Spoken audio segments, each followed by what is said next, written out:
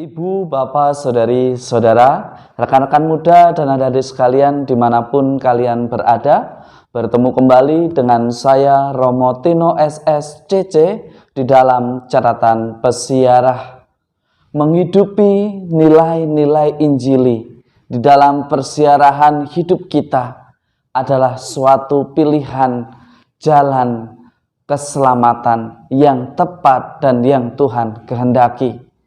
Karena Injil yang kita wartakan bukan hanya untuk dikatakan, tetapi untuk dihidupi dan dilaksanakan di dalam persiaran hidup kita.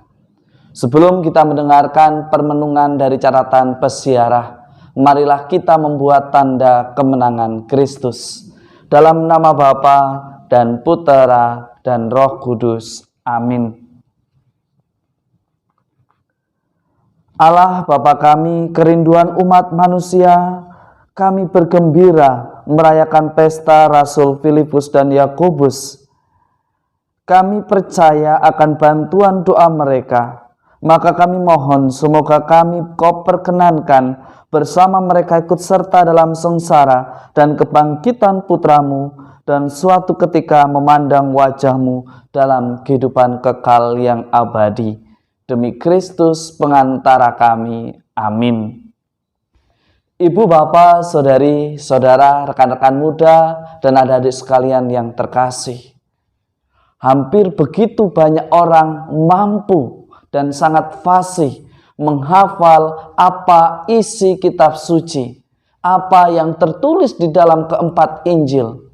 Begitu banyak orang bisa merangkai kata yang begitu indah dan membuat pendengarnya terkagum, membuat mereka yang melihatnya terkagum-kagum.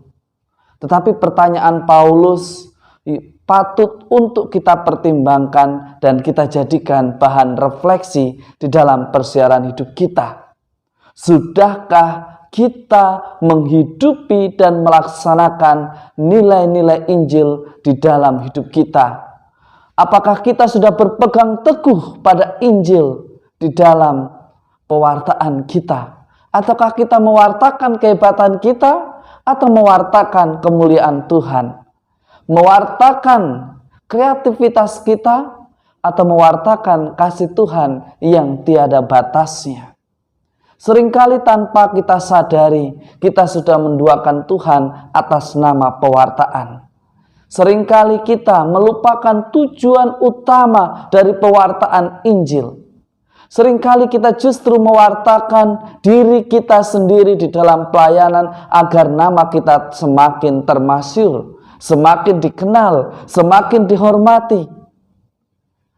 Pertanyaannya, di dalam pewartaan sudah berapa banyak orang semakin memuliakan Tuhan? Kisah Rasul pada hari ini di dalamnya mengingatkan kita semua untuk berpegang teguh pada pewartaannya tentang Injil Kristus. Percuma kalau kita mewartakan kesana kemari tentang kebaikan Allah, tentang perihal mengampuni, tentang cinta sejati, tentang bagaimana kita hidup di dalam kekatolikan sebagai murid Kristus. Begitu banyak diajarkan. Tetapi Paulus mengingatkan, apakah kita sudah berpegang teguh pada nilai-nilai Injili yang kita ajarkan? Seringkali kita di dalam persiaran hidup kita sebagai orang beriman, bahkan seringkali kita bertanya, di manakah Tuhan? Tunjukkanlah Bapa. Sebagaimana Filipus bertanya kepada Yesus. Filipus mengatakan, Tuhan tunjukkanlah kepada kami, dan itu sudah cukup bagi kami.